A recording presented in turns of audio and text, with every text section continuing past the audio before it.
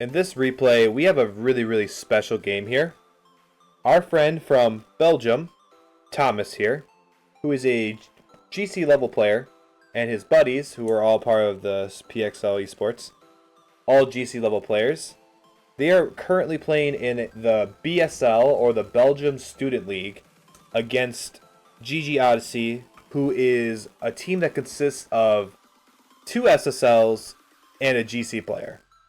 So this replay is really going to highlight that difference between GC and SSL, and it's also going to really illustrate what a lot of us need to do to get to that next higher level. There's going to be a lot of champs watching this replay, and they're going to find out exactly what that next step looks like and how out of their league they are when it comes to even thinking about being an SSL or a high GC. So I think this is going to be a really interesting replay. There'll be a lot of high-level tactics that I probably won't even understand going into it. It's also threes, so it's very fast-paced. With threes, you got to be really aggressive, be really fast. Orange team is coming in hot with that already. You know, there's a lot of really good shots. Playing the ball to the corner where it's safe, though, is very nice. And just look at this anticipation right here, right? Firstly, Thomas goes off the back ramp just to kind of flip himself back into position. Wave Dash is in a great spot here to really attack any ball here. So if we're looking at the play right now, XNDR is kind of pressing the issue here. We do have Jeffsky on the wall and Badnez kind of coming in as a support. So Thomas has put himself in a position where he kind of can attack upfield. He can go up the wall easily and play through the corner, or play maybe something that's off the back wall, depending on what happens here. What we don't see Thomas doing is being super deep in the corner, where hard hit balls like this are basically, you know, where he's basically a non-factor. And we don't see him right here, right on top of XNDR, waiting for this play, which is probably the most likely outcome. But we're not full committing to it because we do have another guy here who could probably get to this ball faster. And we still don't know what Jeffsky's going to do with this ball either. So he ends up exactly the play we said, but he, you know, times it and reacts to it perfectly. Low boost as well. Only has 1 boost at the end of this. So look at him rotate back, playing that third man. Still have 0 boost, but tries to make a play, tries to get a touch on this. It's quite unfortunate, honestly. He's going here for this. He tries to cut up field to try to like help out XNDR if he so happens to get this ball middle, and he just doesn't find any little boost pads. Doesn't get any little boost pads there. Misses another opportunity for him, and then by the time he actually has to go for the ball, just has no boost. With threes, you know, threes is fast. We need to keep rotations going, so just going for it probably is his best play. Like, maybe backing off and being on defense is also a good idea, but it's threes. We're trying to be fast. We can trust our teammates to get back in time too. He's rotating strong side, but you know, in a champ gameplay, I would never say it's okay to rotate strong side like we just had here with Thomas, right? If we were a bunch of champs, I would yell at you. I would yell at you if I watched you do this. I would be like, go get little boost pads and go like this. Maybe that's the play Thomas should have done too. But when you get to GC, high GC, SSL, you know, a lot of concepts that we've learned as we get up to there are still important, but they can be ignored because we are so gifted mechanically and we have a teammates that we can trust, right? So Thomas desperately needs some boost. He needs to find a way to get some boost. There we go. Finally got some. Awkward ball here. It's tough here because this ball is just blasted upfield from the orange team. And Thomas, you know, trying to cut it off, didn't read it quite well. XNDR does bail him out, and then just a nice touch outside of the corner there. Tried to get a 50, but Badnez just had a better one. Better positioning. Good wall defense. And yeah, just the flow right now is pretty decent, right? They're keeping up with these SSLs. They are getting a lot of free touches like this, right? So this is the difference, you know. XNDR just pops this ball up high, but like Badnez is like immediately up for that. Like, look how quickly Badnez gets up for this ball. This ball gets played middle and touches it, and we're already up. We're already up trying to make a play happen here. Off the ceiling, trying to drop it in. Good defense from the blue side to keep it away. But they are getting these free touches right now, the orange team, and they're just slowly building that pressure up, right? Another ball that's kind of floating with no real challenge yet. Orange team gets a good 50. It's very threatening. It's in a bad spot. Last man back has to backflip to just keep this ball away, right? Now the ball's floating in the air and there's no blue defenders. So orange team has plenty of time to regroup and reattack. Finally gets some multiple touches from the blue side. Does get shut down real fast by Badnez. And then again, we're in another spot where orange team just has all the time in the world to do their stuff. So fast to that ball. Whiff off the back wall, which is unfortunate, but, you know, in threes, we can take more risks. So if we're in a ones gameplay, you know, any risk you take and you fail, you basically get scored on. In threes, we can take more risks, like Moaru.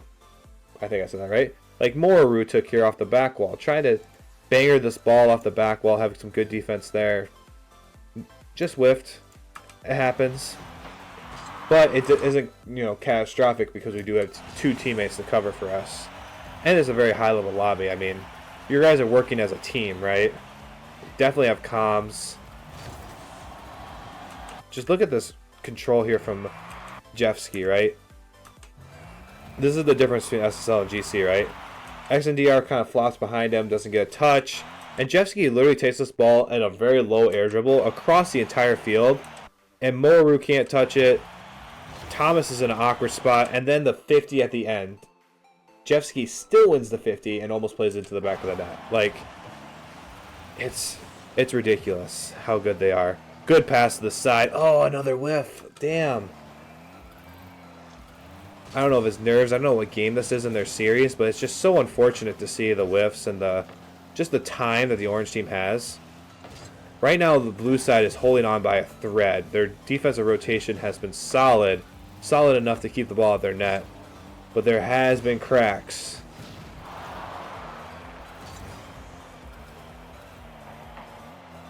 Very nice 50 off the back.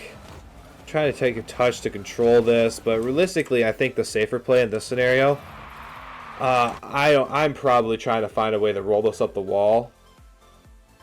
I don't want to push this off the back wall here and just give them another free touch, right? You're just giving the orange team another free touch with that. Obviously, this ball comes in very hot and it's hard to react to, but the better play would be somehow rolling this ball up the wall and then following it. And trying to either get a 50 or trying to go for an air dribble or some setup that beats Jeffsky to the sidewall. Ultimately, though, Jeffsky is barreling in hot. So that is very risky as well. It could result in a bad play as well. But yeah, just the touch to the middle is a free touch. Moru does whiff again, and that's just a nasty shot from the orange side there. Who ended up scoring that? Jeffsky? Yeah, Jeffsky just puts the top in. So, I mean, that's hard. They held on for basically half the game, though, without giving up a goal to these SSLs. The level of speed and control is just otherworldly. Yeah, just that simple jump. Like, look at this decision by Thomas. Thomas has 36 boosts, decides to jump, and I mean, you know, has 0 by the end of it. There's no way he was ever getting to that. Flips the ball to the middle. No blue players ready to go for us. Let's look at XNDR here. You know, as this ball bounces out, you know, he's just backing up. He's on the back foot. He also has Badnez behind him. It's tough. It is hard to find an opportunity here. They're just so solid. Good try with the bump. Doesn't quite work out, and that's going to be a nasty double tap. Yeah, it's just, you can't give them an inch. You just can't give SSLs an inch because they do crazy shit like this. I'm pretty sure people who subscribe to my YouTube channel do this as well. Like, on the daily. I'm pretty sure. I see it all the time, honestly.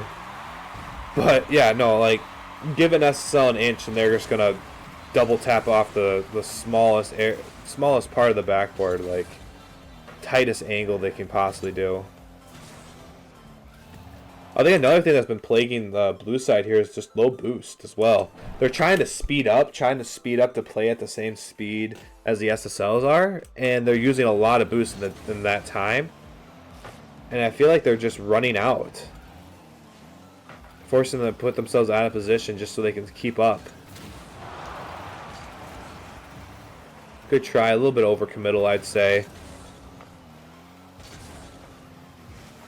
So now we're here. Oh, whiff from both. It's tough. These guys both kind of... This is where communication is really key in these like really fast game scenarios. We're both on the back post. One of us just needs to like... I think it's Moaru. Moaru just needs to just get into the net and be ready to go up the wall and just take that second man position, basically. And allow Thomas to be that third man just because he's kind of falling in behind him. It's awkward if we let Thomas cut in front of him unless they communicate this out because Thomas has 100 boost, right? That's when it's okay. Or if Thomas just asserts himself in immediately because he has 100 boost and Moaru takes his time for some reason and doesn't commit as well. But yeah, communication was a little off. They both kind of went forward for it and then both didn't have an angle to go for that ball. So, I mean, unfortunate.